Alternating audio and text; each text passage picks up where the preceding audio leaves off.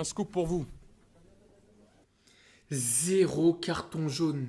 Zéro carton jaune. J'ai demandé pourquoi on n'est pas revenu sur la VAR, mais la VAR ne fonctionnait pas. 2-1 effort surhumain pour nous pour revenir à 2-2. Le quatrième arbitre me dit, je suis vraiment désolé monsieur Henry, la VAR ne fonctionne pas. Salut à tous la famille, j'espère que vous allez bien, salam alaikum, j'espère que vous allez beaucoup mieux que moi. Fallait que ça arrive, c'est arrivé tellement plus tôt que prévu. On aura commencé par un nul, on aura enchaîné par une victoire, et maintenant on fait une défaite. Vous aurez eu tous mes états sur ce compte, de la joie, mitigé, et aujourd'hui je suis dégoûté. Ce qui s'est passé c'était tout simplement honteux, honteux. Match à 14h, je m'y attendais. Je suis franc avec vous, je sentais le truc venir. Las Palmas, Sandro, Marmol, Molero, arbitrage douteux. Ça, c'est un cocktail en Liga. À 14h, je m'attendais à un nul. Pas pire. Je voyais pas du tout. Hansi Flick à domicile, c'était solide. Je m'attendais pas du tout à une défaite aujourd'hui. Et honnêtement, quand j'ai vu les joueurs marcher sur le terrain pendant 90 minutes, bon, je suis peut-être un petit peu dur, mais en tout cas, la première mi-temps qu'ils nous ont offert, c'était vraiment l'école du cirque. Tu veux quoi de plus? Une défaite. Voilà ce qui te pend au nez. T'es nonchalant, tu marches sur le terrain, t'as pas faim, tu montres aucune envie. Aujourd'hui, il y a des joueurs qui ont tout simplement été honteux pour moi. Attention, je suis pas quelqu'un qui tire sur les joueurs et qui oublie tout ce qu'ils ont fait par le passé juste à cause d'un match. D'accord? Que les choses soient bien claires. Aujourd'hui, je vais critiquer les performances de certains joueurs sur ce match. C'est pas pour autant que je remets leur carrière en question, c'est pas pour autant que je remets leur saison en question. Mais on va commencer pour moi avec le plus responsable. Pardon. On va commencer avec le plus nonchalant et le plus mauvais pour moi aujourd'hui. Robert Lewandowski. Alors j'ai vu beaucoup de gens tirer sur Iñaki Peña. Oui, un tir, un but. Désolé, soyez un petit peu cohérents dans vos vies. Iñaki Peña aujourd'hui, vous savez très bien, c'est pas le meilleur gardien du monde déjà. Numéro 2, quand tu joues la tactique du piège du hors-jeu, la plupart des matchs où tu te retrouves en face à face, bah, tu as beaucoup plus de chances qu'il bute. Après aujourd'hui, il prend 2 buts un petit peu croisés, il peut mieux faire. Mais voilà, c'est pas sur lui que je tirerais, et encore moins sur lui que je tirerais en premier. Mais Robert Lewandowski, c'est quoi ce match qu'il nous a offert aujourd'hui? C'est quoi ce match? Il vient, il avait pas faim, il rate tout. Mais alors j'ai retrouvé le Robert Lewandowski de la première partie de la saison passée. Que du déchet technique, un crevard. Il s'interpose sur toutes les balles, des balles qui n'étaient même pas pour lui. Il vient, il la joue, il fait n'importe quoi derrière, il décroche, il sait pas quoi faire du ballon. Aujourd'hui, Lewandowski, c'est un zéro pointé. J'ai quasiment rien vu de bon. Très peu de présence dans la surface. Et quand je parle de présence, je parle vraiment d'une grosse présence pour gêner les défenseurs. Ses décrochages, c'était inutile. Et puis devant les buts, bon, on va pas en parler. La fameuse action où il se retourne et il frappe en fin de match à la 96e, si je dis pas de bêtises, alors qu'il peut la décaler à Rafinha. Je comprends toujours pas comment c'est possible qu'il l'ait pas décalé. Bref, aujourd'hui Robert Lewandowski, c'était vraiment pas ça. De l'autre côté, on se retrouve avec Baldé blessé bien évidemment. Donc Gérard Martin qui entre. Je sais pas comment c'est possible que dans ce match, Gérard Martin, vous savez très bien, je vais commencer à être juste, je vais pas m'amuser à l'insulter tous les week-ends pour dire Gérard, casse-toi. On va analyser un petit peu le match. Aujourd'hui, c'est clairement l'un des moins pires. Parce qu'il n'y a pas eu énormément de bons joueurs, mais c'est clairement l'un des moins pires. C'est pas l'assurance touriste, on le sait très bien. Il a essayé en attaque, il a essayé quelques centres, voilà. Il a fait comme il pouvait, 2-3 petits retours défensifs, même si, voilà. Honnêtement, Gérard Martin, aujourd'hui, j'ai pas lui tomber dessus. Clairement, je n'ai pas à tomber sur Gérard Martin. C'est fou de se dire ça. Hein. Inigo, Koubarsi. On fait une petite parenthèse. Inigo Martinez, j'avais de gros doutes sur lui. J'étais très content quand on l'a signé. Je pensais que ça serait une excellente doublure pour tourner avec Christensen, Araujo, Koubarsi, etc. Surtout que c'était le seul gaucher. Et aujourd'hui, je me retrouve avec un joueur dans ce système, même si aujourd'hui on prend 2 buts, même si les 2 buts viennent de son côté. C'est tellement un patron que j'en suis choqué. Il y a une statistique, alors je n'ai plus en tête exactement, je ne sais plus c'est quoi le nombre exact, mais Inigo Martinez en Liga cette saison est le joueur à avoir réussi le plus de passes dans le camp adverse. Vous avez bien entendu. Et ce n'est pas une stat sur les défenseurs, c'est une stat générale. Donc honnêtement, la dimension qu'il est en train de prendre au Barça et le match qui nous sort aujourd'hui, j'ai été très satisfait. On voit que souvent, c'est lui qui réussit à initier l'attaque en cassant des lignes par ses passes. Donc Inigo et Koubarsi, c'est encore un grand oui. Mais le problème, c'est que ces derniers temps, c'est eux les grands oui, beaucoup trop souvent. On manque de grands oui au milieu aujourd'hui et on manque encore plus de grands oui en attaque. Rafinha, capitaine, patron, buteur, tireur de coups francs. J'allais dire passeur par habitude, mais non. 24 goals assists cette saison. C'est le seul rayon de soleil dans ce match que j'ai envie de vous dire, c'est le seul. Le seul. Il te crée un but, contrôle, décalage, frappe, extraordinaire. Un coup franc sur la barre. Un coup franc, pardon. Une barre. Bref, c'est le seul joueur qui aurait été dangereux en attaque aujourd'hui. Une activité comme d'habitude. Moi, je vais pas vous mentir. Rafinha, c'est clairement le joueur dont le Barça ne peut plus se passer aujourd'hui. Et surtout Hansi Flick. Je pense que vous êtes beaucoup à vous plaindre de l'absence de Lamine Yamal, mais si demain Rafinha venait à se blesser, vous vous rendriez compte à quel point ce joueur est primordial dans ce système. Donc on a eu le droit à Fermin Lopez également en attaque. Puisqu'on commence dans une composition un petit peu hybride avec Lewandowski, Rafinha, Fermin et Pablo Torre. Pablo Torre qui aura fait les frais de cette mauvaise première mi-temps, pardon. Donc c'est lui qui sera sorti pour rentrer Lamine Yamal à sa place. Fermin aujourd'hui ne fait pas un bon match.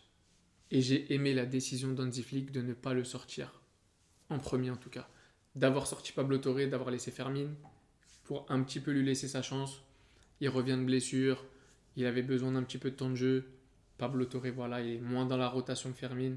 Donc même si Fermin ne fait pas un mauvais match, même si Fermin ne fait pas un bon match, pardon, je comprends totalement la décision d'Hansi Flick. De temps en temps, toutes les décisions ne doivent pas être de sortir le plus mauvais joueur sur le terrain.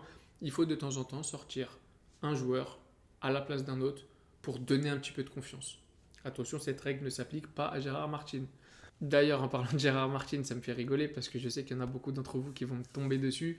Mais aujourd'hui, Hector Fort, malheureusement, il est très très très critiquable sur le deuxième but. Il couvre le hors-jeu, il se fait bouffer au duel. Vous allez dire que c'est parce que c'est Hector Fort, que c'est que je l'aime bien, que je cherche des excuses, etc. Peut-être. Peut-être. Après, il manque de temps de jeu. Je suis persuadé qu'Hector Fort, moi, dans les qualités que je lui vois, vous voyez, les centres qu'il est capable de faire, les replis défensifs, il est beaucoup plus rapide. Je le trouve beaucoup plus solide, beaucoup plus dur sur l'homme.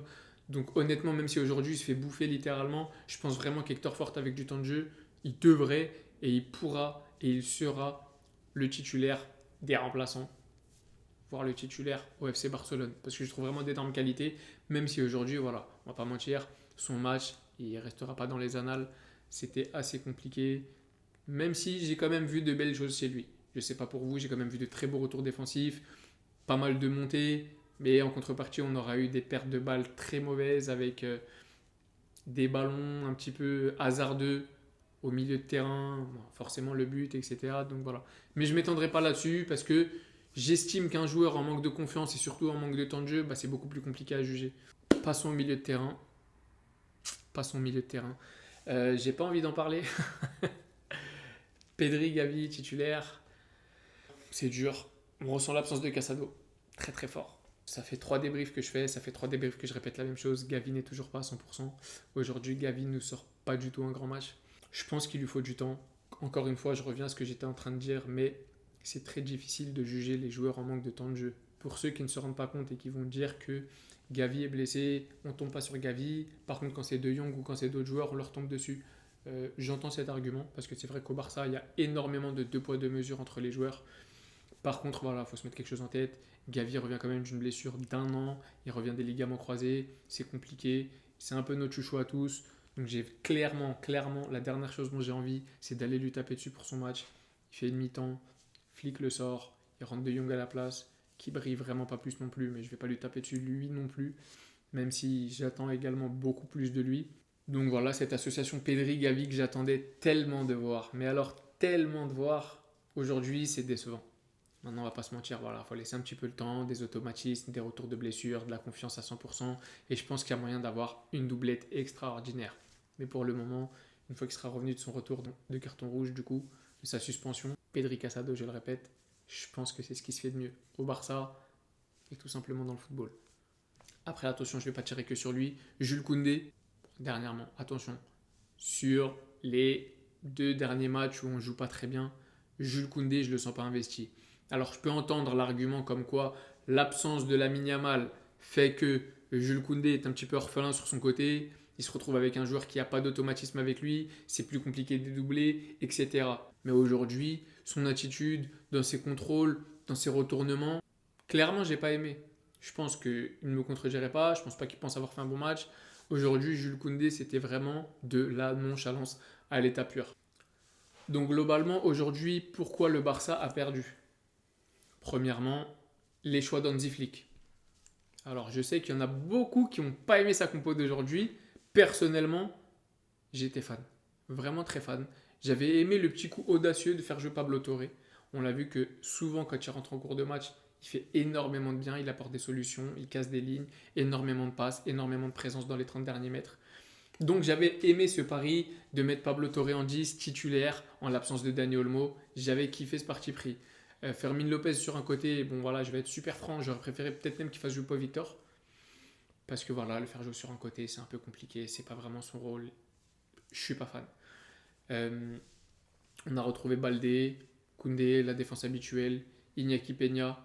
Je me dis qu'aujourd'hui, alors là, pas du tout pour tirer sur Iñaki Peña, mais bon, il va bien falloir donner sa petite chance à Chesney au bout d'un moment, la sortie de sa retraite. Ça serait bien que dans certains matchs, comme des petits matchs de 14 heures comme aujourd'hui, on puisse lui donner un petit peu de temps de jeu, ou est-ce qu'on attend vraiment pour faire jouer Chesney uniquement en Copa et faire des déplacements dans des D3, des D4, etc., ou en Supercoupe d'Espagne. Bon, je sais pas, j'attends de voir encore les plans d'Hansi Flick concernant le gardien. Au milieu de terrain, on a retrouvé la doublette Pedri-Gavi. Avant le match, honnêtement, je vais pas vous mentir, en l'absence de Casado, moi je valide totalement ce choix. Donc franchement, j'ai pas grand chose à redire sur la compo d'Hansi Flick. Par contre, on va pouvoir parler de ses choix tactiques. Bon, Baldé se blesse, il rentre Gérard Martin à la place d'Hector Fort. Voilà, soit aujourd'hui c'est pas une erreur, surtout qu'il fait pas de bêtises dans le match, donc on va pas lui taper dessus. Ensuite, il nous fait un triple changement où il rentre De Jong, Hector Fort et Ferran. Celle-là, je l'avais pas vu venir. TF7 de retour. Et le pire, c'est qu'il fait une très bonne entrée. Pour sortir, Koundé, Gavi et Fermin. Bon, globalement, alors je sais qu'il y en a énormément qui ne sont pas d'accord avec moi ou qui ne seront pas d'accord avec moi, mais la sortie de Koundé, j'ai trouvé ça une très bonne chose. Tout simplement parce que ça montre que si tu fais un mauvais match, tu peux sortir à tout moment. Alors le vrai problème, le seul et réel problème pour moi dans le coaching d'Hansi Flick aujourd'hui, c'est d'avoir laissé Robert sur le terrain. Robert Lewandowski aurait dû sortir tout simplement. Au vu du match horrible qu'il nous a sorti, qui était même plus horrible que celui de Fermin et plus horrible que celui de Koundé, il aurait dû sortir tous les jours. Tous les jours, Pau Victor à sa place doit rentrer. Tous les jours. Donc c'est peut-être un petit peu ces choix qui nous ont fait défaut aujourd'hui. C'est peut-être la raison pour laquelle le Barça n'aura pas réussi à accrocher la victoire. Après voilà, il faut être honnête. Il y a eu un arbitrage calamité aujourd'hui. Moi, vous me connaissez, vous ne me trouverez jamais en train de vous dire c'est à cause de l'arbitrage, à part si vraiment il y a un scandale. Aujourd'hui, il y a eu 0 carton jaune dans ce match, avec toutes les fautes qu'on a subies. Koubarsi, qui se retrouve avec la cheville en sang, qui le montre à l'arbitre, rien. Baldé, qui se retrouve à sortir en vomissant du sang, rien. Pau Victor, qui se fait accrocher le maillot dans les dernières secondes du match, pas de révision VAR, rien. Rafinha qui se prend un coup de coude, rien. Ça commence à faire beaucoup le mauvais arbitrage en Liga. Alors je ne mets pas du tout la défaite sur le compte de l'arbitrage, mais c'est juste qu'on en a marre d'avoir des matchs mal arbitrés.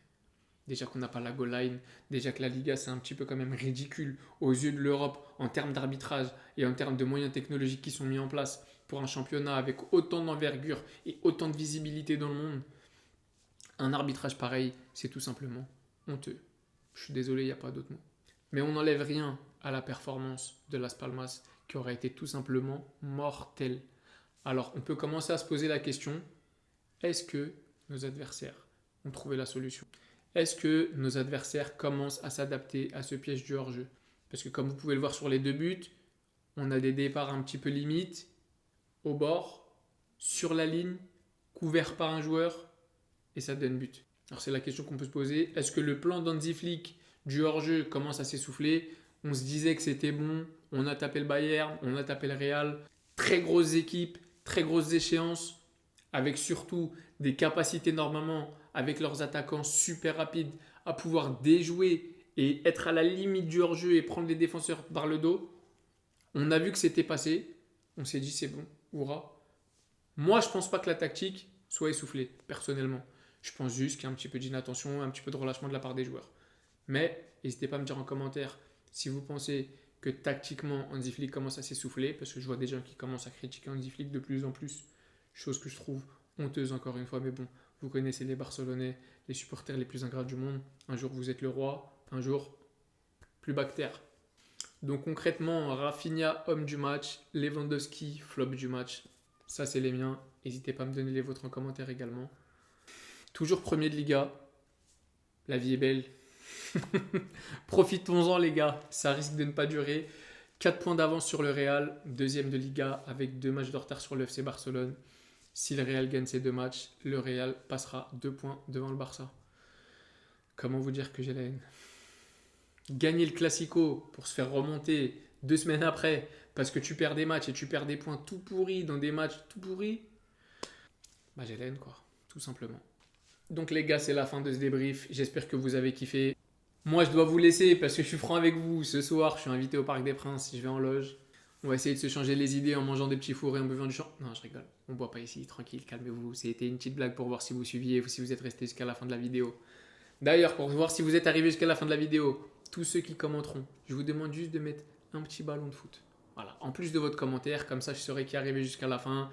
Les gars, j'espère que vous avez bien aimé. Comme d'habitude, vous n'hésitez pas. Vous vous abonnez, surtout abonnez-vous parce que de 1 ça me donne de la force et de 2 ça vous permet de rien rater quand je sors une vidéo. Activez la cloche pour avoir les vidéos pile au moment où elles sortent. Et après vous connaissez, vous likez, vous me donnez vos avis en commentaire, vous me dites si vous avez aimé, ce que vous n'avez pas aimé, ce que vous avez pensé du match, si vous avez des choses à améliorer ou pas. Et on se retrouve très bientôt pour un nouveau débrief. Merci à tous. N'oubliez pas, prenez soin de vous, prenez soin de vos familles et Visca Barça.